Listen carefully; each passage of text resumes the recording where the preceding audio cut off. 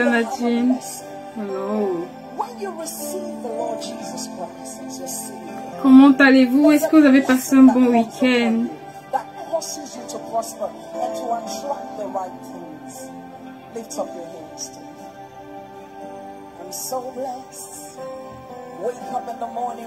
Hello. Shouting out, I'm so blessed, so blessed, so blessed, so blessed, so blessed. Come on, so blessed, so blessed, so blessed, so blessed. On va attendre un tout petit peu et après on va commencer. I am so blessed. Money comes to me. I walk in favor. I walk in the ability of God. Young people, come on, come on, come on, come on. Lift up your hands. The favor of God follows me wherever I go. Doors are opening for me. There's no door can be shut that God has not shut for me. Lift up your hands and begin to prophesy. I'm a shining light to my generation. The works of my hands will prosper. Hallelujah. Sing this to yourself. Those are the songs you should sing to yourself. They're called songs of On va suivre un peu de musique et après on va commencer. No mountain can successfully stand before me. I'm so blessed. They remember my name for favor. I cannot fail because I'm a success. I'm so blessed. I'm so blessed. J'espère que vous allez bien. Est-ce que vous avez passé un bon week-end? Dites-moi si vous avez passé un bon week-end. Comment est-ce que vous allez les filles? Est-ce que vous avez passé un bon week-end?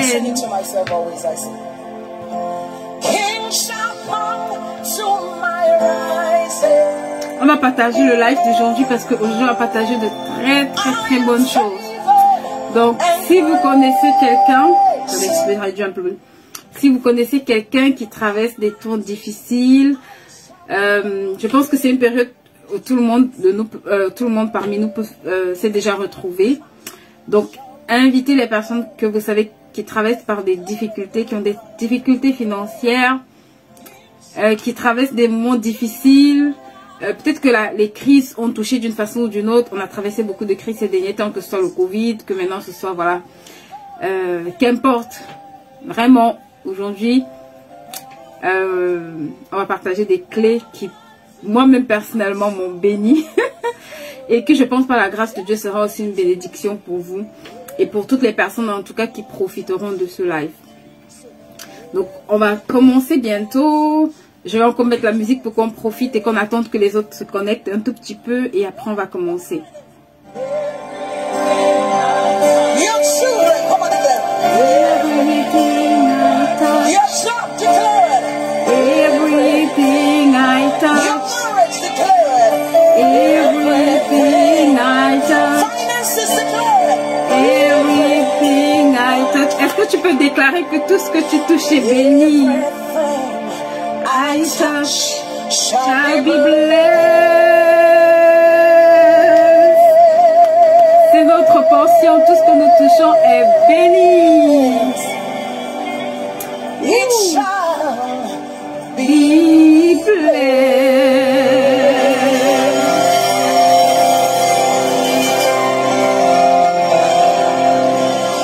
Give somebody a high five, say I'm blessed, I'm blessed, I'm blessed. Est-ce qu'une femme peut dire je suis bénie? Est-ce qu'une femme peut mettre dans le chat je suis bénie? I'm blessed, I'm blessed. Cette année c'est mon année, je change de cap financier, je suis bénie. You know, sometimes the devil will lie to some people that whatever you touch spoils. Amen. Tata Lydie, everything you touch is blessed. You know, nothing that I do ever works out. That is the lie the devil wants you to believe. Lift up your hands. Okay. Begin to speak in tongues and begin to prophesy over the things concerning you. Amen. Ok, on va commencer. On a bien profité de notre pause musicale et on va commencer pour voir concrètement comment est-ce qu'on peut entrer ou plonger dans cette bénédiction en temps de crise? Parce que le temps de crise sont une opportunité de bénédiction pour les enfants de Dieu. Et pour toute personne d'ailleurs qui sait saisir cette période-là. En général, en temps de crise, on a deux options. On peut soit s'asseoir et pleurer. Ce que la plupart d'entre nous, on peut faire. On peut se lamenter, on peut murmurer. Ou alors, on peut décider de voir la crise comme une opportunité. Et c'est vraiment ce qu'on va essayer de faire aujourd'hui en bâtissant notre budget. On va essayer de voir les gens qui ont traversé des périodes de crise et qui ont utilisé ces périodes de crise comme des opportunités, right? Qui se sont positionnés en période de crise pour utiliser cette crise comme des opportunités. Et on va voir comment le résultat que ça a eu dans leur vie, le résultat escompté, qu'est-ce qu'ils ont mis en pratique, qu'est-ce qu'ils ont utilisé, qu'est-ce qu'ils ont fait pour transformer ces périodes de crise, en apparence de crise, en période de super abondance. Derrière chaque crise se cachent des opportunités. Derrière chaque crise que tu traverses, derrière chaque crise mondiale, derrière chaque cycle de crise, se cachent des opportunités. Le problème, c'est que est-ce qu'on est bien préparé pour profiter de ces opportunités-là ou pas? C'est pour ça qu'on va voir vraiment aujourd'hui qu'est-ce qu'il faut faire déjà avant que la crise n'arrive, qu'est-ce qu'il faut faire pendant la crise. Parce que le pendant la crise se prépare avant. Si tu prépares le avant, tu vas te rendre compte que la crise est une opportunité. Mais si tu n'es pas préparé, effectivement, tu vas te rendre compte que la crise, tu vas la subir. Et aujourd'hui, vraiment par la grâce de Dieu, on va voir comment préparer cette période-là d'une part. Et en deuxième lieu, ceux qui n'ont pas vraiment pu la préparer, c'est toujours possible. Le Seigneur a toujours des... il y a toujours des solutions. Il y a toujours des solutions pour nous aider. Voilà. Et c'est un peu ce qu'on va travailler aujourd'hui. Donc, je vais juste élever la voix et rendre grâce à Dieu. Et on va commencer. Père, je te rends grâce. Je veux encore te bénir pour cet ton qui t'a plu. Merci parce que je crois que ce soir, tu vas encore nous faire du bien. Je crois que tu vas parler encore à notre vie financière. Je crois que véritablement cette année, tu veux que nous changeons de cap financier. Alors que nous prenons de notre temps pour nous connecter sur cette plateforme. Seigneur, je prie que tu visites chacune des personnes ici connectées au carrefour de leurs besoins. Et que vraiment cet temps puisse être une réponse favorable à leurs cris de cœur, à leurs besoins, à leurs supplications, à leurs cris. Et qu'elle puisse véritablement trouver des solutions concrètes pour avancer cette année. Cette année, on change de cap financier. Cette année, on change de cap financier. Est-ce que tu peux mettre dans le chat, cette année, je change de cap financier? C'est prophétique. Tu ne peux pas déclarer que tu changes de cap financier et tu restes au même niveau. Ça va enclencher les choses en marche. La Bible dit que la vie et la mort sont au pouvoir de notre langue. Donc, tu ne peux pas déclarer que je change de cap financier et tu restes au même niveau. Cette année, je change de cap financier. Je change de cap financier par la grâce de Dieu. Je change de cap financier. C'est vraiment pour ça que le Seigneur va nous équiper, nous mettre des clés en pratique. On change de cap financier. Amen. Que celles qui ont mis dans le chat, vraiment que ce soit votre portion. On change véritablement de cap financier. Moi, en tout cas, je suis résolue à changer de cap financier cette année. Et c'est ma portion par la grâce de Dieu. Donc, aujourd'hui, on va voir comment tenir un budget en temps de crise. Et je vais vraiment m'appuyer sur une portion des versets que le Seigneur a utilisé pour m'enseigner énormément de choses et qui, personnellement, m'ont vraiment béni, qui ont vraiment été bénéfiques pour moi et qui, je pense, vraiment vont vous aider à comprendre et, à mon avis, à mieux traverser cette période de crise. Dans chaque période de crise, vous savez, il y a des gens qui sont devenus multimillionnaires avec le Covid. Il y a des gens qui se sont appauvris, certes. Il y a des gens aussi qui sont devenus multimillionnaires. C'est ainsi. On va voir l'exemple concret d'une crise qu'il y a eu dans la Bible, en fait. Et c'est exactement pareil. Il y en avait qui s'appauvrissaient et il y en avait qui s'enrichissaient. Pourquoi? Parce que la crise est une opportunité. Maintenant, le problème qui se pose, c'est que si on n'est pas préparé à saisir cette opportunité-là, ça ne sera pas une opportunité. C'est pour ça que, avant même d'entrer dans une période de crise, il faut se préparer avant. Si tu es bien préparé avant d'entrer dans la période de crise, tu vas te rendre compte que cette crise-là, même si les gens crient autour de toi, pour toi, ce sera toujours une occasion où tu pourras tirer parti, où tu pourras t'en sortir, où tu pourras tirer ton épingle du jeu d'une façon ou d'une autre. Pourquoi? Parce que derrière chaque crise, en fait, une crise exprime un besoin. Et un besoin exprime une opportunité. Et un besoin exprime une occasion à saisir. Ça veut dire un positionnement que toi et moi, on peut faire.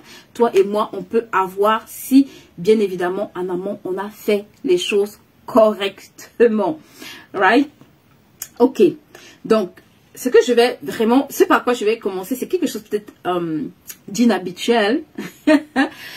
Que la plupart d'entre nous, on va peut-être banaliser. Ok? Mais ce sont des choses pour lesquelles tu dois prier, s'il te plaît.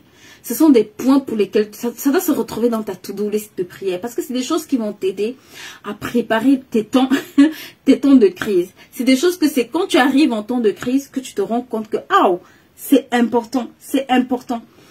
Et ce sont des choses que tu dois commencer à mettre en pratique. Parce que si tu sais et tu pries pour ces choses, c'est bien. Mais s'il te plaît, mets-les en pratique. Right? Je vais prendre l'histoire de quelqu'un dans la Bible et ça va vraiment nous enseigner. C'est l'histoire de Joseph. Vous savez tous que Joseph a connu et est arrivé en Égypte dans un temps de crise. Right? Joseph est arrivé en Égypte dans un temps de crise. Mais on va essayer de voir quelque chose qui ont permis à Joseph, quelques points qui ont permis à Joseph de ne pas, en fait, d'éviter à l'Égypte de subir cette crise. Et de ces points-là, on va voir comment on fait. En tout cas, on va voir au moins, par la grâce de Dieu, j'espère, un secret pour réajuster notre budget.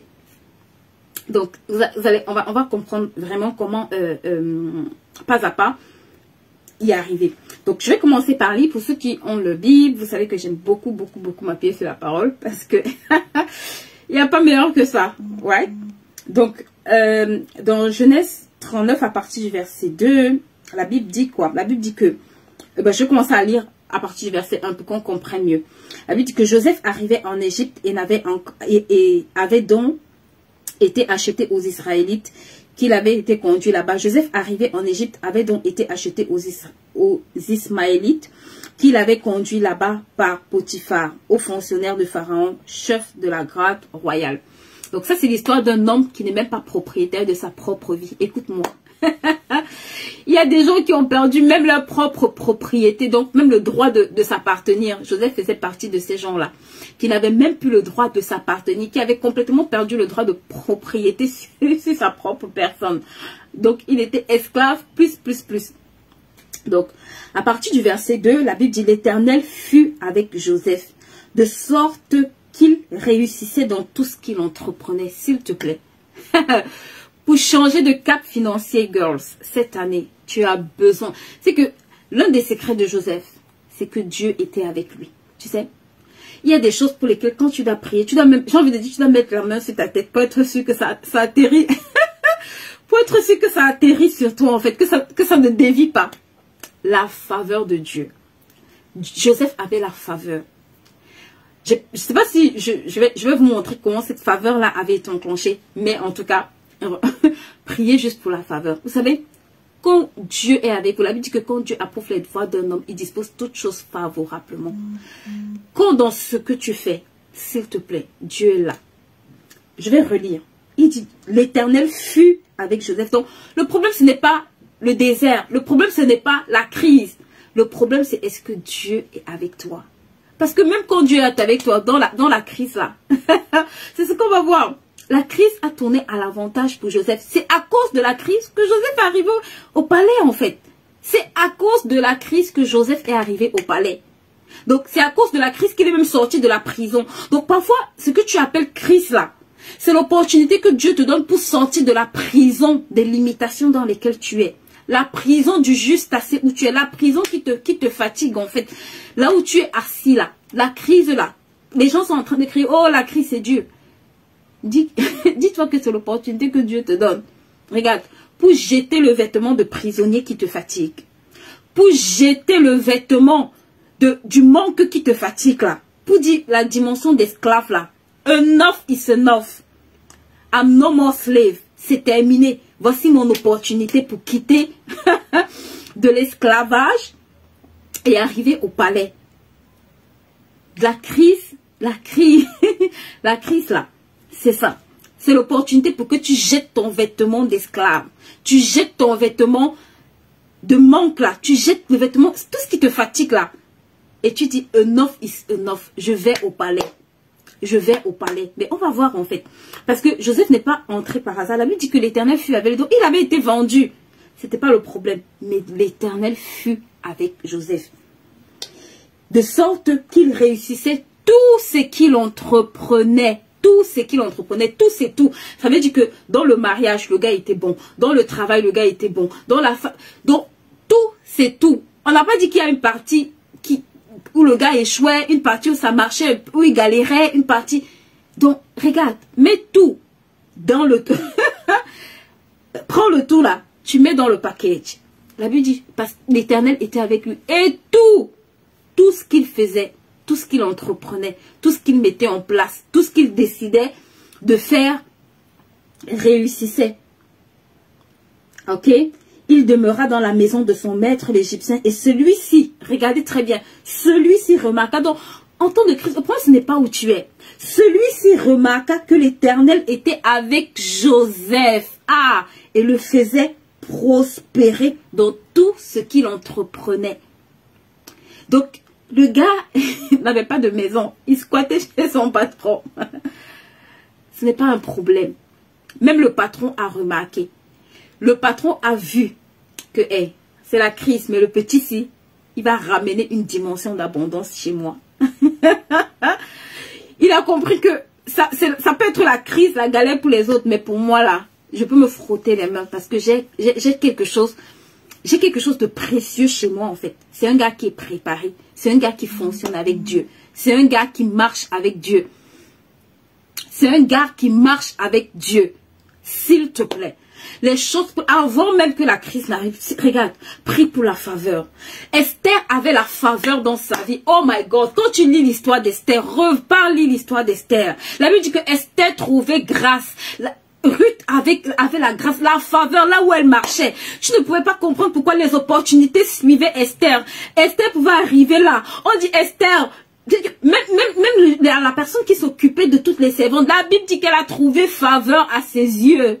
Girls, commence à prier, tu dis au Seigneur, la faveur qui coule, la faveur qui doit m'accompagner là. La Bible dit qu'il fut. Tu ne mérites pas la faveur. La faveur, c'est pas parce que tu es belle, c'est pas parce que tu ne pêches pas, c'est pas...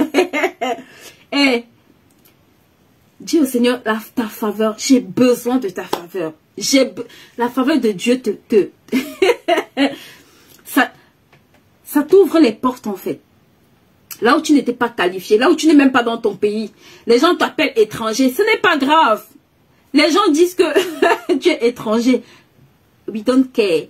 Il dit que tout territoire que notre pied foule là, il nous le donne en héritage. Donc, quand le gars arrive, il commence à fonctionner dans la dimension des gars qui sont propriétaires alors qu'il est slave. le gars commence à fonctionner dans la dimension des propriétés alors qu'il est esclave. Il marche tellement dans cette grâce que... Oh, merde. Potiphar, attendez, on va lire. La Bible dit, ainsi, Joseph obtint la faveur de son maître. Est-ce que tu peux dire faveur? Joseph obtint la faveur de son maître. Right? Qu'il attacha à son service personnel. Et il établit comme intendant de la maison. Et lui confia la gérance de tous ses biens. Il lui confiait la gérance de tous ses biens. Regarde comment Dieu peut prendre un gars esclave. Regarde comment la faveur. Vous savez, Esther avait beau être belle. Mais regarde, Esther avait la faveur. Esther, avant de trouver même faveur auprès du roi, Esther avait déjà... Avant que Joseph ne trouve la faveur auprès de Pharaon, il avait déjà trouvé la faveur auprès de Potiphar. Il avait déjà trouvé la faveur auprès de Potiphar. Donc, tu dois prier pour la faveur avant que la crise n'arrive. S'il te plaît, je n'ai pas le temps de faire un enseignement ou de partager sur la faveur de Dieu. Mais je t'assure, quand tu marches dans la faveur de Dieu, les portes s'ouvrent. Si que les gens t'aiment ou ils ne t'aiment pas, parfois je vois les gens, tu n'as même pas besoin que les gens t'aiment. Quand tu arrives à cause de la faveur de Dieu sur ta vie, les portes s'ouvrent devant toi. Les portes s'ouvrent devant toi. Parfois, on reste dans le manque. On fait des prières. Hey, je ne dis pas que tes prières sont inutiles. Je te dis, prie pour des choses qui vont t'ouvrir des portes. Prie pour la faveur. Dans la crise là, prie pour la faveur. Dis au Seigneur, j'ai besoin. La faveur là, ça doit me localiser. la faveur là doit te toucher.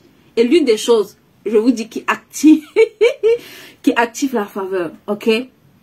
Vous allez le voir. Dans Genèse également, comment elle s'appelle? Agar va dans le désert, parce que Agar, c'est l'un des exemples types de quelqu'un qui n'était pas préparé à vivre le désert. Ok? Donc peut-être qu'il y a des gens ici qui n'étaient pas préparés à vivre cette crise. Et cette crise est arrivée de plein fouet. Et vous a foudroyé comme ça et est tombée sur vous. Et Agar, c'était ce genre de personne. Agar allait dans le désert. Agar s'est retrouvée au désert. Mais le désert n'était pas prévu en fait. Elle s'était pas préparée en fait. Donc elle s'est retrouvée au désert par des circonstances. Peut-être par son attitude qui n'a pas été correcte envers comment elle s'appelle? Sarah. Mais c'est ok. Mais au désert, il y a quelque chose qui s'est passé pour Agar. Agar a déposé l'enfant. Agar est allée s'asseoir. Elle a commencé à crier. Femme, c'est ce que nous on fait. Parfois, quand ça chauffe sur nous, là, on s'assoit, on commence à crier. La Bible ne dit pas que Dieu s'est retourné parce que Agar pleurait. La Bible dit que c'est le cri d'Ismaël qui sont arrivés au ciel et que Dieu a envoyé l'ange qui a ouvert les yeux d'Agar. Je vais te dire, avant que le désert n'arrive, s'il te plaît, tu sais pourquoi c'est Ismaël et non Agar? Parce que Ismaël était un fils de l'alliance, girls. Ismaël fonctionnait dans l'alliance d'Abraham. Écoute-moi, Ismaël fonctionnait dans l'alliance d'Abraham. Quand tu vas lire, il dit, à cause de toi, je ferai aussi d'Ismaël une grande nation. Donc, Ismaël ne pouvait pas mourir au désert. Agar n'avait pas d'alliance avec Dieu. Donc, pour te dire que c'est des choses qui doivent préparer ta saison, s'il te plaît, du désert. Tu sais, la Bible dit que les cris d'Ismaël, où était Agar? Où était Agar? Où était Agar? Ce sont les cris d'Ismaël. Ismaël avait une alliance. Oui, c'était un enfant adultérien, c'est pas grave. Mais son père avait une alliance avec Dieu. Est-ce que tu comprends ça? Son père avait une alliance avec Dieu qui faisait en sorte que si Ismaël se plaçait sur l'alliance de son père et criait, girls, le ciel répond. Ça fait partie des choses qui préparent les temps de crise, les temps de désert que tu peux connaître. De Covenant Living God, le Dieu de l'alliance. Si tu as une alliance avec Dieu dans le désert, c'est des choses qui vont t'aider, ma sista. Ou mon frère, ou je ne sais pas. Le problème, c'est que c'est des choses qu'on banalise. C'est des choses qu'on banalise. Tu sais, tu dois avoir des hôtels qui parlent tellement fort, que quand tu te places sur l'hôtel là, tu dis, Seigneur, à cause de cet hôtel, le ciel dit, il y a quelqu'un qui crie là-bas. Ils étaient deux. Et c'est Agar qui était responsable. Agar était responsable de cet enfant. Donc, légitimement, c'est Agar qui devait crier. C'est les cris entre les cris d'une grande personne et les cris d'un enfant. Pourquoi c'est les cris de Ismaël qu'on entend et pas les cris d'Agar? Alors que Agar crie plus fort que Ismaël parce qu'elle est la mère qui voit son enfant en train de mourir. Si tu comprends les choses que je partage avec toi ce soir, tes saisons de désert. Regarde, Joseph était un enfant de l'alliance. Tu sais? Avant Joseph, là, il y avait Jacob. Jacob avait une alliance. Il y avait Isaac. Isaac avait une alliance. Il y avait Abraham. Abraham avait une alliance, girls. Il y a des choses qui activent la faveur de Dieu. Qui font que dans le désert, là, vous n'avez pas... D'autres vont crier. Mais il y a d'autres qui crient, là. Le ciel dit, il y a quelqu'un là en bas. Il y a quelqu'un là en bas qui est en train... qui est en train... On dirait que... Il y a quelqu'un qui parle en bas, là. C'est des choses qui vont énormément t'aider. Ce sont des choses pour lesquelles tu dois prier avant que ces périodes n'arrivent. Peut-être, pour d'autres, ce ne sera pas peut-être le désert financier, mais on traverse tous un désert. On traverse tous une situation qui nous fatigue. On traverse tous une situation qui est comme une montagne, en fait. Ce que les autres peuvent appeler l'homme fort. Hey, parfois, tu as besoin de te tenir sur une alliance pour le terrasser correctement. Donc, ok, je vais continuer. Ensuite, la Bible dit que à partir de ce moment, je suis au verset 5, à partir de ce moment, l'Éternel bénit la maison de l'Égyptien à cause de Joseph. À partir de ce moment, quelque chose se passe. Quand Joseph se positionne, quand Potiphar positionne Joseph, écoute-moi. Parce que l'une des choses qui fait en sorte que les temps de crise j'ai envie de dire, nous touchent ou nous foudroient parfois. C'est là. C'est les secrets qu'on ne fait pas avant. La Bible dit, à partir de ce moment, l'Éternel bénit la maison de l'Égyptien à cause de Joseph. Écoute-moi. Sa bénédiction reposait sur tout ce qu'il possédait dans sa maison comme au champ. Alors, Potiphar laissa tout ce qui lui appartenait entre les mains de Joseph. Je vais te dire quelque chose. On ne laisse pas sa maison dans les mains de quelqu'un qui n'est pas diligent. On ne laisse pas sa maison dans les mains de quelqu'un qui n'est pas excellent. On ne laisse pas sa maison dans les mains de quelqu'un qui n'a pas la capacité de le gérer. Tu sais, la crise est une opportunité pour toi quand tu as appris à être un bon gestionnaire, quand tu as appris à être diligent, quand tu as appris à être fidèle. Ce que Joseph faisait le qualifiait. Mais pour que Potiphar arrive à lui confier les clés de sa maison, ça veut dire que le gars, il pouvait aller dormir tranquillement. Pour que tu ailles dormir tranquillement, il faut que tu te rassures que la personne puisse faire mieux que toi. Il faut que quand tu regardes, tu te dises, je ne peux pas faire mieux que la personne, c'est mieux que je lui confie ça. C'est comme quand on fait nos cheveux à la maison, là, on se rend compte que c'est mieux que j'aille donner à la coiffeuse parce que j'ai beau essayer, mais je vois que le résultat, là, je ne peux pas atteindre son résultat. C'est des choses qui vont préparer tes temps de crise. On a dit comment tenir notre budget en temps de crise, s'il te plaît. Déjà, quand tu ne fais pas ton budget, je le dis et je vais le répéter ici, il y a un esprit de non-accomplissement qui s'attache à ta vie. Beaucoup d'entre nous, là, on essaie de... Je veux bâtir ma tour. Je dis amen. Moi, je veux bâtir la mienne. Ok? Je veux accomplir de grandes choses. Moi-même, je dis amen. Je veux changer de cap financier. Moi-même, je dis amen. Mais s'il te plaît, la Bible dit que celui qui veut bâtir une tour, qui ne s'assoit pas pour calculer sa dépense, il y a de fortes chances qu'il ne l'accomplisse pas. Ça veut dire que si tu ne sais pas où tu es en train d'aller, si tu ne sais pas combien il te faut, si tu ne sais pas quel est le montant que tu dois allouer, en fait, tu es en train de te balader. Donc, l'une des choses, avant même d'y entrer, s'il te plaît, commence par faire ton budget.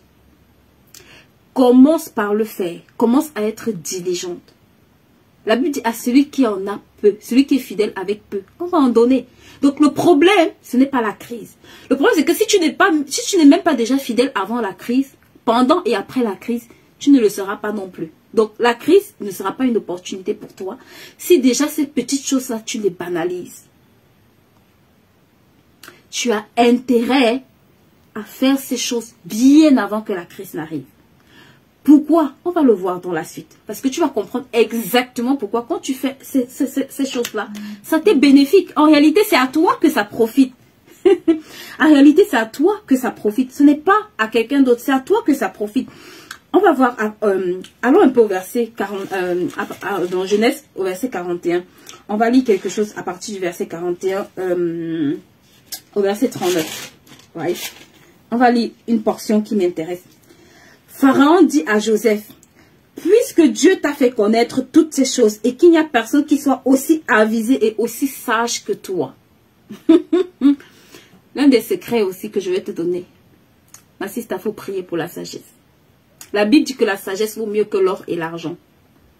S'il te plaît, dans tes sujets de prière, là, la sagesse ne doit pas être optionnelle. C'est la femme sage qui bâtit. Donc, tout ce que tu as beau faire là, si tu n'as pas la sagesse, tu n'es pas en train de bâtir. C'est ce que la Bible te dit. La Bible dit c'est la femme sage qui bâtit. Ça veut dire que quand tu es une femme insensée, tu n'es pas en train de bâtir. Même si en apparence tu bâtis, tu n'es pas en train de bâtir. Parce que si tu veux bâtir comme les autres bâtissent, tu auras l'impression que tu bâtis. Mais Dieu là, il te dit que la femme sage, c'est la femme sage qui est qualifiée pour bâtir. Donc tu ne peux pas bâtir sans la sagesse. Tu ne peux pas t'asseoir et faire un budget sans la sagesse. Tu ne peux pas faire un budget correct sans la sagesse. Tu as besoin de la sagesse. Tu as besoin de la sagesse. Donc, c'est quelques points que j'ai donnés pour lesquels vous devez vraiment prier.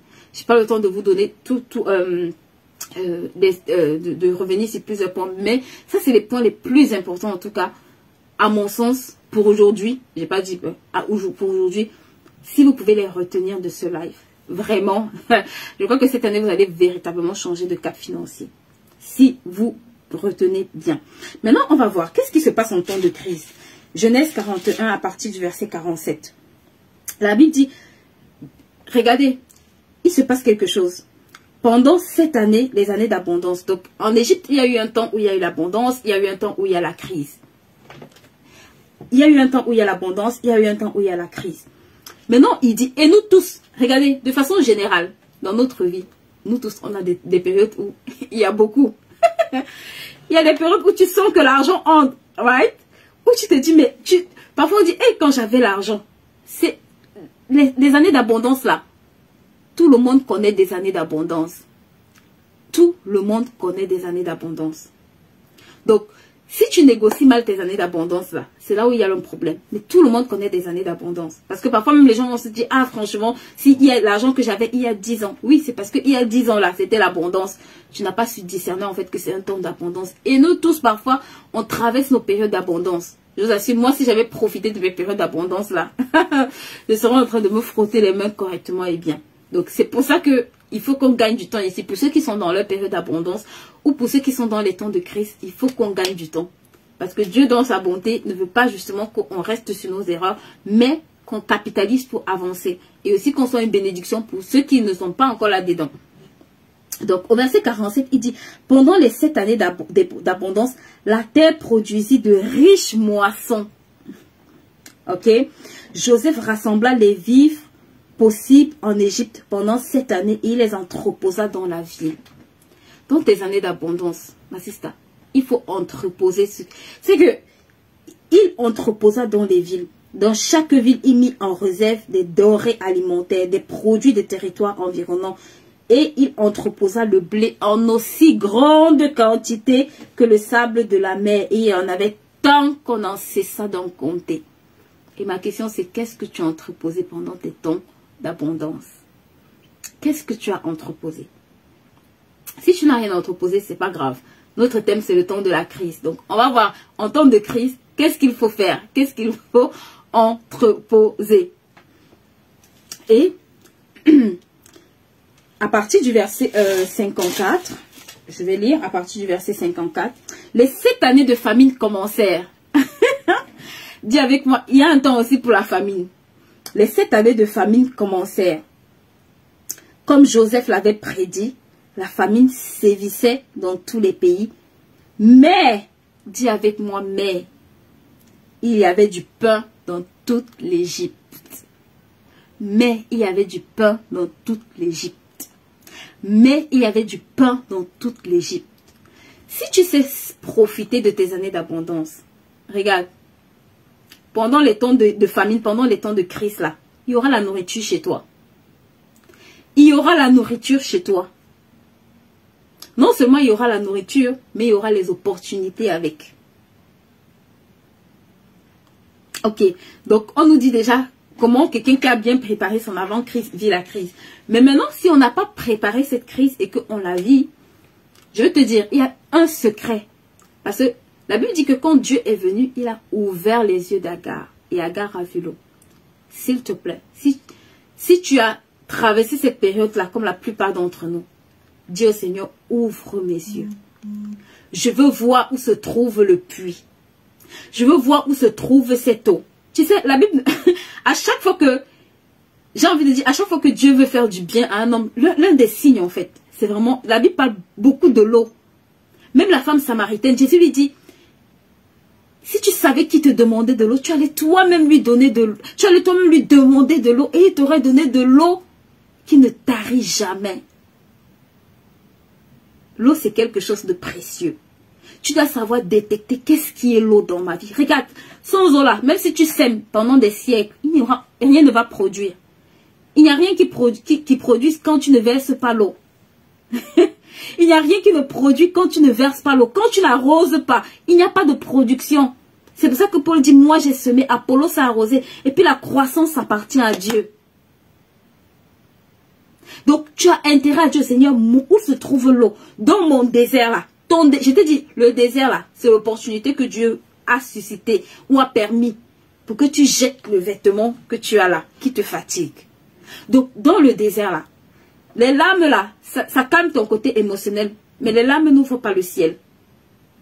Les larmes nous font du bien, parce que quand on finit de pleurer, on a l'impression que bon, quelque chose s'est passé au ciel. Si le ciel répondait aux larmes là, je te mens parce que chaque jour on aurait des tonnes d'exaucement, hein, parce que tu n'as pas idée du nombre de du nombre de personnes qui pleurent sur la terre. Mais quand tu finis de pleurer, regarde, dis au Seigneur, je veux voir l'oasis qu'il y a dans ce désert. Parce que quand on parle d'Ismaël plus tard, on dit que Ismaël est devenu une grande nation. Ça veut dire que dans ce désert-là, l'eau était suffisante pour qu'elle puisse tenir, pour qu'elle puisse cultiver, pour qu'elle puisse planter, pour qu'elle puisse sortir. Même, je sais pas, la Bible ne dit pas comment elle s'en sortir. Mais ce qui est sûr, c'est que s'il a ouvert les yeux pour qu'elle voie l'eau, ça veut dire que l'eau était l'élément suffisant pour qu'elle quitte ce désert en vie. L'eau était l'élément nécessaire pour qu'elle quitte ce désert-là en vie. Donc, quel que soit le désert, Dieu Seigneur, je dois voir l'eau dans ce désert. L'eau, c'est l'opportunité que Dieu te donne pour quitter ce désert victorieux. Et pour nous, en grande partie, c'est la parole de Dieu. La bonne parole. La bonne opportunité. La bonne affaire. Qu'est-ce que je dois faire? Le bon repositionnement. Dans cette période de crise, je vous assure, il y a des gens, je regardais, on dirait que les 5 plus grandes fortunes américaines ont augmenté, je ne sais pas de combien de millions avec la crise du Covid, parce qu'ils étaient préparés. Et toi et moi, il est hors de question que la prochaine crise nous loupe. Si tu ne sais pas pourquoi tu vas changer de cap financier, je te dis d'ici quelques années, tu sauras pourquoi. I'm telling you. Donc, si la dernière, tu as raté la dernière là, dis-toi que la prochaine là, si par la grâce de Dieu, tu es encore en vie, si Jésus n'est pas encore revenu, dis au Seigneur, je dois faire partie des gens qui racontent, dont l'histoire doit être racontée dans les prochaines crises. Parce que j'ai compris que dans le désert là, c'est mon opportunité pour jeter mon vêtement. C'est mon opportunité pour quitter de esclave à dirigeant. Joseph a commencé esclave. Il a commencé esclave. Mais il était dirigeant des biens de Potiphar. C'est une opportunité extraordinaire. Le problème, c'est que ça se fait pas, ça se fait dans la douleur, right? Ça se fait dans la douleur. Mais si tu arrives à percevoir ça comme une opportunité, je t'assure que les prochaines années ne compteront pas sans toi. Ok. Maintenant, l'une des choses également que je vais lire, je pense que c'est au verset... Est-ce que j'ai fini de lire ça? Ok. Donc, qu'est-ce que Joseph a fait? La famine sévissait dans toutes les contrées et Joseph ouvrit les entrepôts et vendit le blé aux Égyptiens. Tu sais, l'une des choses qu'on fait souvent, c'est que quand notre budget est très serré, on a tendance à économiser. Ce n'est pas mauvais, mais s'il te plaît, tes économies-là doivent te permettre de faire quelque chose qui répond aux besoins. Joseph est en train d'appliquer de la finance pure et simple. Tu dois... En temps de crise, ton budget, tu dois avoir des postes sur lesquels tu te dis ces postes-ci ne sont pas des postes nécessaires. Écoute-moi, ce ne sont pas des postes utiles. Parce que les opportunités pour lesquelles tu n'as pas été préparé, tu peux quand même saisir d'autres types d'opportunités. Mais le problème, c'est que comme tu as du temps à rattraper, il te faudra faire les choses différemment.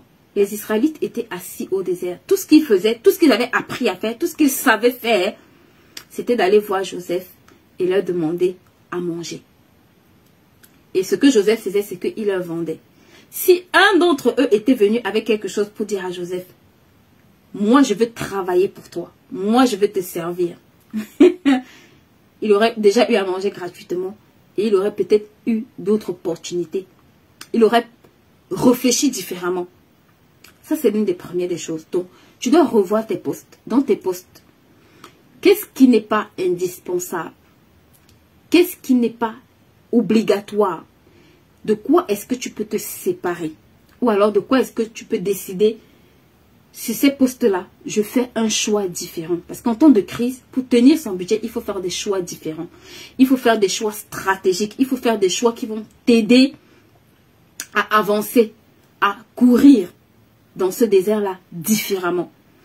L'une des choses que tu dois faire, écoute-moi, repasse en revue tes postes de dépenses.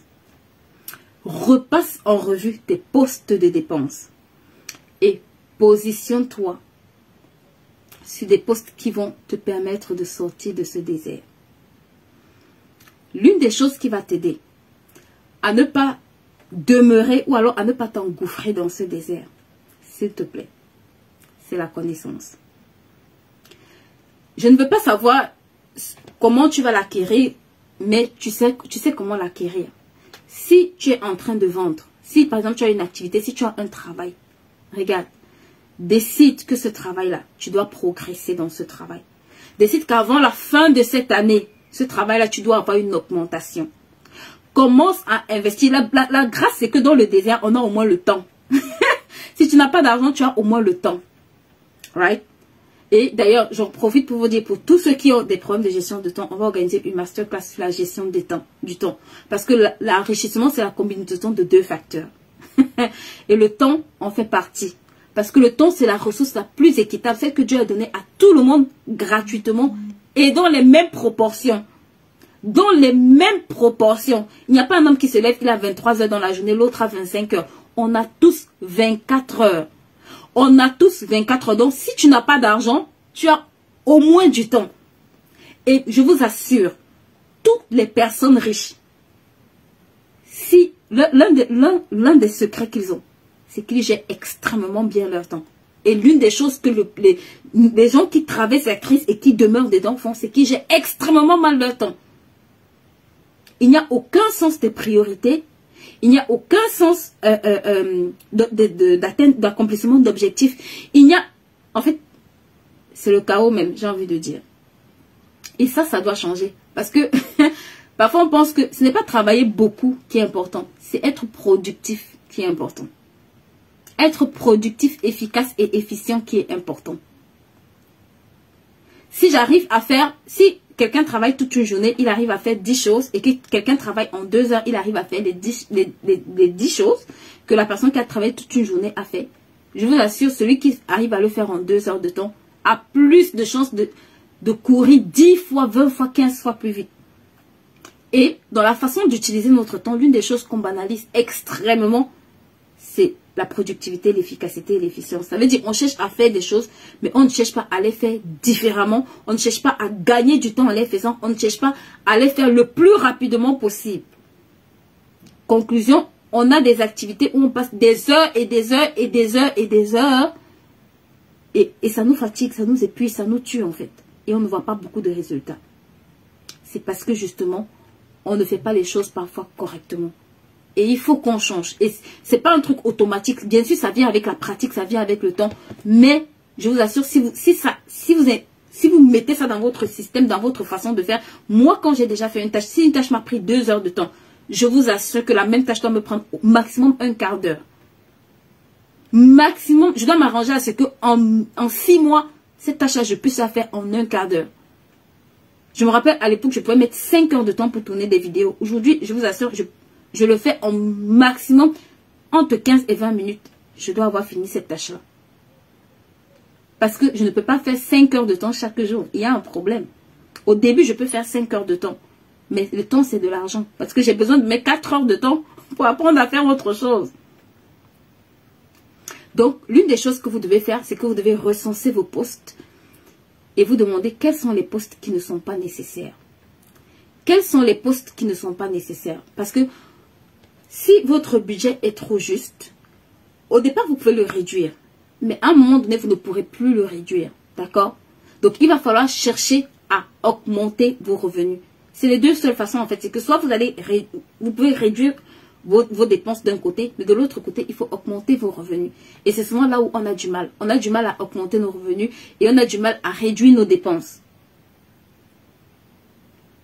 Parce que on va, entre les deux, on va, soit ce mois-ci, on va réussir, mais de l'autre côté, on ne va pas réussir. Donc, c'est cet équilibre-là qu'il vous faut en temps de crise. Si vous voulez vraiment transformer ces temps de crise, il vous faut trouver cet équilibre-là. Et pour ça, vous avez besoin du temps. Dans les deux côtés, vous avez besoin du temps. Right? Surtout dans le côté pour augmenter vos revenus, vous avez vraiment besoin de temps. Donc, ce que vous devez faire, c'est que quand vous prenez votre budget, vous avez votre liste de postes. Ok? Et sur cette liste de postes, vous allez chercher quelles sont les listes de postes qui, pour moi, ne me permettent pas de générer de l'argent. Vous avez vos charges fixes. Vos charges fixes, ça ne va pas bouger. Mais en général, sur les charges variables, vous avez l'opportunité d'aller vous asseoir et de regarder dans ces charges-là, qu'est-ce qui n'est pas indispensable. Qu'est-ce qui n'est pas indispensable? Et tout ce qui n'est pas indispensable, faites le choix en temps de crise de transformer ces choses non indispensables pour faire deux choses. Deux choses que vous devez faire ici. Augmenter votre valeur et augmenter votre productivité. Ça, c'est vraiment deux secrets que je suis en train de vous donner. Si vous comprenez ce que je suis en train de dire, je vous assure que vos temps de crise, vous allez les changer. Joseph n'avait pas de secret. Joseph était un gars qui avait tellement de valeur que même quand il est arrivé au palais, Pharaon a dit, je refuse de gérer le trône, je te donne. Ça veut dire que c'était un gars qui était bon dans ce qu'il faisait. Et quand Joseph a géré l'Égypte, on n'a pas entendu que... Non, le gars était bon. Le gars était prêt. Le gars était ready. Il avait la faveur de Dieu. Amen. Il avait la sagesse. Mais le gars faisait bien son travail. Dans ton travail, dans ce que tu fais là, c'est une opportunité pour traverser les temps de crise. Donc tes dons et tes talents là, c'est une opportunité pour tenir correctement ton budget en temps de crise. Ce n'est pas parce que ça n'a pas le caractère d'argent. Parce que dans la crise, il y a toujours l'opportunité. Il y a toujours l'opportunité qui va venir se présenter, qui n'aura pas une forme d'argent. Right? L'opportunité, ça a commencé par Potiphar. Potiphar n'avait pas l'intention de payer. Écoute-moi, Potiphar n'avait pas l'intention de payer Joseph parce que Joseph était esclave. Potiphar n'avait pas l'intention de le payer. Potiphar n'avait même pas l'intention de mettre un radis dans sa poche. Mais le gars est resté consistant. Il a continué à faire son travail. Il a tellement bien fait. Je pense qu'il n'était pas le seul esclave qu'on a acheté. Hein. Mais pour que quelqu'un arrive à te donner les clés de sa maison. Vous tous ici connectés, vous savez que vous ne pouvez pas donner les clés de votre maison à quelqu'un aller dormir. Si vous ne voyez pas certaines... Si vous n'arrivez pas à percevoir certaines choses qui vous rassurent. Donc, en temps de crise, on prend son budget, on regarde les postes non indispensables. Et ces postes-là, regardez, parce que l'une des choses que... Bon, j'aime pas beaucoup dire ça, mais l'une des choses que les pauvres font, c'est qu'ils épargnent. Épargner n'est pas une mauvaise chose. Mais si tu épargnes et tu n'investis pas, écoute-moi, ce qui se passe, c'est que tu fais une opération à perte potentielle. C'est ce qui se passe. Ça veut dire que tu capitalises des pertes futures. Pourquoi? Parce que quand un problème va arriver, dans ta famille ou dans ton entourage, l'argent que tu as pris comme épargne, tu vas résoudre le problème avec. Et après, tu vas venir t'asseoir, tu vas recommencer le cycle d'épargne. J'épargne, je résous le problème avec, et j'épargne et je résous le problème avec. Et c'est exactement le problème qui vous maintient dans les temps de... En fait, c'est exactement le problème en temps de crise qui fait en sorte qu'on n'arrive pas à exploser, à sortir de là. C'est exactement ce qui fait qu'en temps de crise, on n'arrive pas à saisir les opportunités qui se présentent à nous. C'est exactement ce problème-là. quelle destination a ton épargne? En temps de crise, ta destination, regarde, même déjà en temps de crise, et encore plus pendant les temps de crise. Ton budget doit avoir une destination. Ton budget doit avoir une destination. Qu'est-ce que je dis? Ton épargne doit avoir une destination. Ça veut dire que tant que tu épargnes pour garder, c'est une bonne chose. Mais à un moment donné, si ton épargne ne te permet pas d'investir, c'est ce que Joseph a fait. Il a mis de côté pendant un certain temps. Et il y a un moment donné où il a commencé à sortir. Pour faire quoi? Pour acquérir. Pour acquérir. Tu ne peux pas garder de l'argent indéfiniment. Ça n'a pas de sens. Économiquement parlant, déjà, ça n'a pas de sens. C'est une perte. C'est pour ça que même en banque, quand vous allez déposer votre argent, là je reviens dans le volet financier, quand vous allez déposer votre argent, la banque ne garde pas votre argent. Ils vous reprêtent cet argent-là pour des crédits de maison, des crédits de ceci. Parce que tout argent qui ne travaille pas, c'est une perte. Et je vais vous prendre un exemple très simple.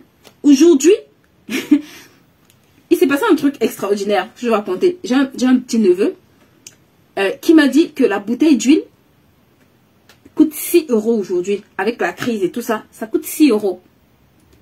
Ça veut dire que là où l'année dernière, avec 6 €, tu aurais pu avoir 4 ou 5 bouteilles d'huile. Aujourd'hui, tes mêmes 6 € te permettent d'avoir une bouteille d'huile. Ça veut dire que ton argent a perdu au moins 5 fois la valeur qu'elle avait, juste parce qu'elle est restée dans ta poche et qu'elle n'a pas travaillé toute cette année 5 fois plus. Donc, nous qui aimons prendre de l'argent, le garder sous un coussin, en temps de crise, tu fais exactement ce que les Israélites faisaient. Ils vont prendre cet argent, ils achètent à manger chez Joseph en Égypte. Joseph s'enrichit, eux ils s'appauvrissent, ils reviennent acheter quand ça finisse, ils reviennent acheter. C'est exact, jusqu'à ce qu'il n'ait plus rien. La Bible dit qu'à un moment donné, ils ont dit à Joseph, prends-nous comme des esclaves. Prends-nous comme des esclaves. Parce qu'ils avaient déjà tout donné en fait pour avoir à manger. C'est la mentalité du consommateur. Si ils épargnaient, ils avaient de l'épargne. Au début, ils ont pris cet argent pour aller acheter. Et je me suis demandé, mais en fait, ils auraient pu faire des champs aussi. Ils auraient pu faire des champs. Selon la sagesse te distingue, Dieu va te dire, fais des champs. Ok? Mais cet argent-là, si tu le prends, tu le mets indéfiniment à la maison. Écoute-moi. Tu es en train de faire une opération à perte. Beaucoup d'entre nous, on prend l'argent quand il y a deuil dans nos familles. On prend l'argent, on va faire les deuils avec. Ce n'est pas mauvais, mais l'argent là ne revient pas. Donc cet argent que tu as mis pendant 5 ans et que tu vas prendre pour aller faire un deuil, si tu avais fait travailler cet argent pendant 5 années, c'est que c'est les intérêts de cet argent qui t'auraient permis de résoudre le problème de deuil.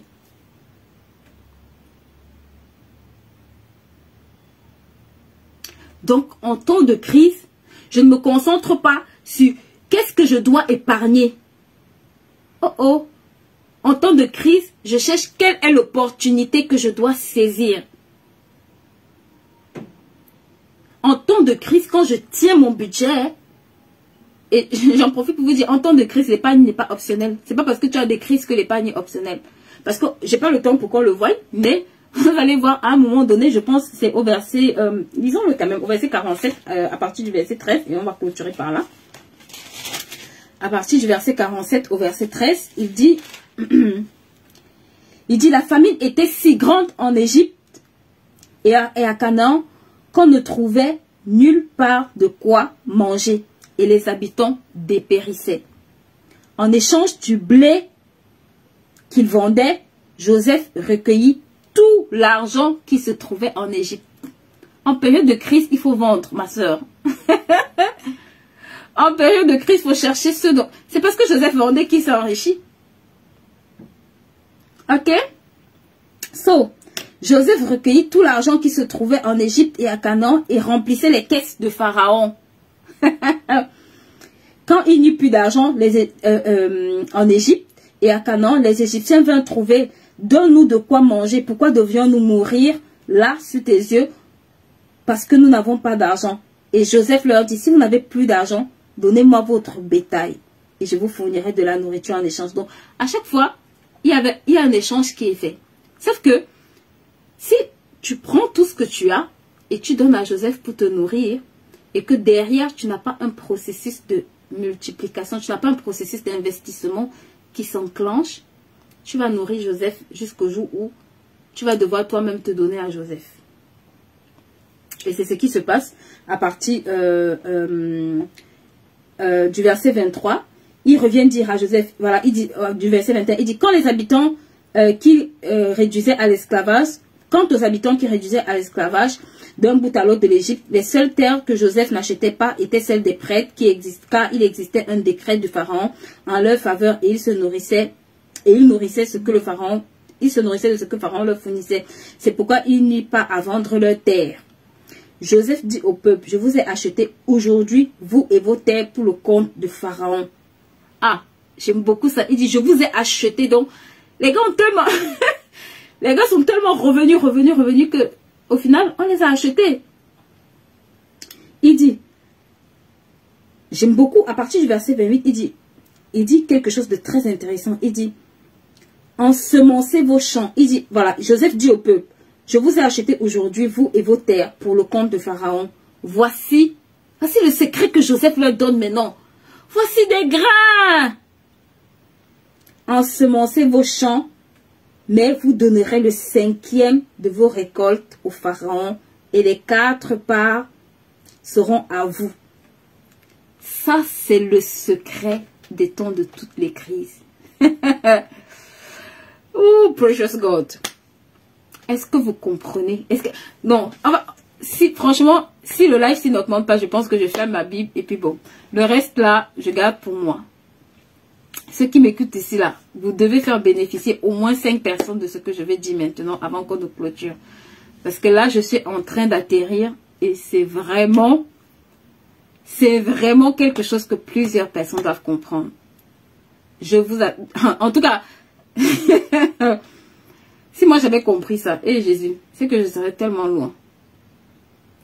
Si j'avais même compris le 1 millième, je serais vraiment véritablement loin. C'est vrai. Là, je rigole peut-être en le disant, mais ça m'a coûté cher. Et l'ignorance coûte cher. L'ignorance coûte très très cher. Donc, on partage et après je continue pour atterrir. Il dit, Joseph lui dit, je vous ai acheté aujourd'hui, vous et vos terres, pour le compte de Pharaon. Voici des graines. Pourquoi est-ce que depuis ce temps, Joseph ne leur a pas donné des graines? Pourquoi à chaque fois qu'il venait, Joseph ne leur donnait pas des graines? Ils avaient déjà des terres. Ils avaient déjà des terres, girls.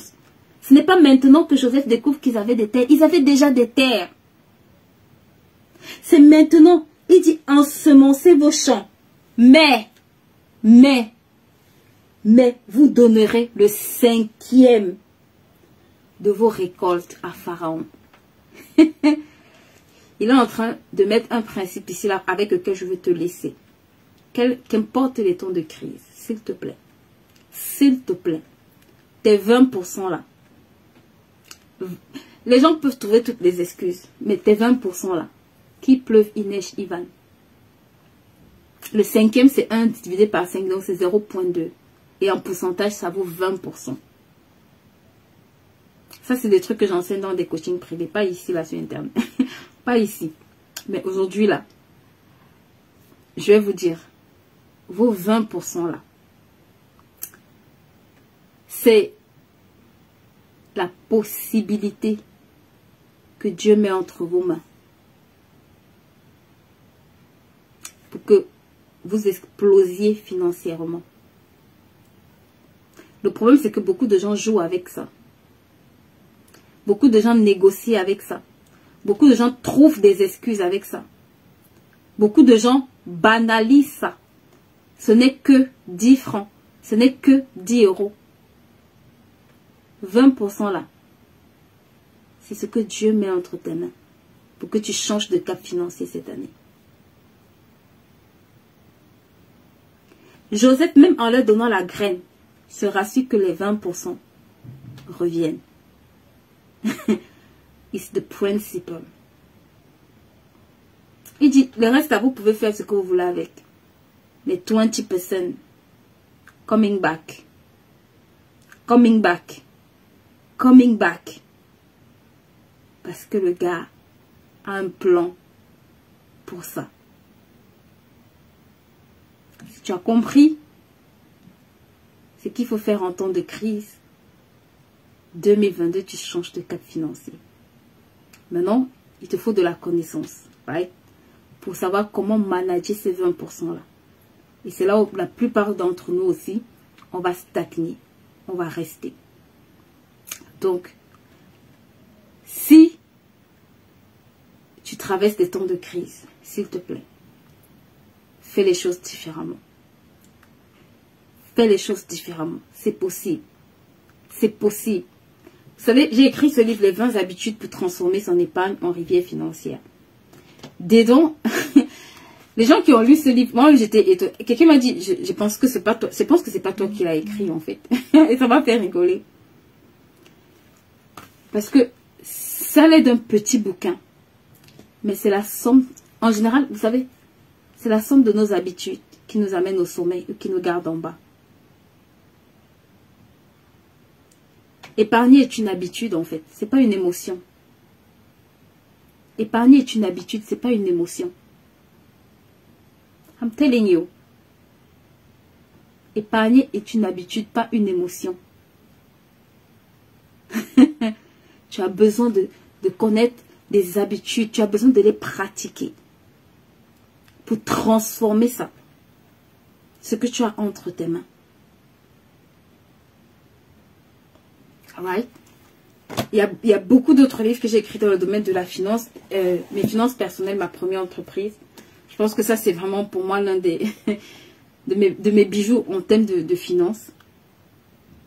Et vous avez plein de formations également au sein de la maison HBIZ, que ce soit en coaching privé ou en groupe de classe. Et ce mois-ci, on va faire des formations encore gratuites, surtout sur la gestion du temps, parce que c'est quelque chose qui est extrêmement négligé. Mais je vous en supplie, que ce soit ici ou ailleurs, c'est même pas... Girls, time is money. Les gens disent souvent ça, les Américains disent le temps c'est l'argent. Time is money, ce n'est pas par hasard. Si vous savez comment utiliser votre temps, si vous avez de bonnes habitudes, si vous avez la connaissance, vos 20% sont more than enough. Donc, voilà. J'étais ravie d'être avec vous aujourd'hui. N'hésitez pas en tout cas à partager le lien à ceux qui ne sont pas là, à les encourager à nous suivre. Et si vous n'êtes pas encore abonné sur nos pages, vous pouvez nous retrouver sur Facebook, YouTube et Instagram. Donc voilà, de plus en plus on va diffuser du contenu. J'espère que vous avez été bénis. Et on se dit à samedi. Samedi, on va voir comment générer des revenus, je pense, hein, si je dis pas de bêtises. On va voir comment générer au moins 1000 € de revenus avec certaines activités. Donc, à samedi par la grâce de Dieu. Bye.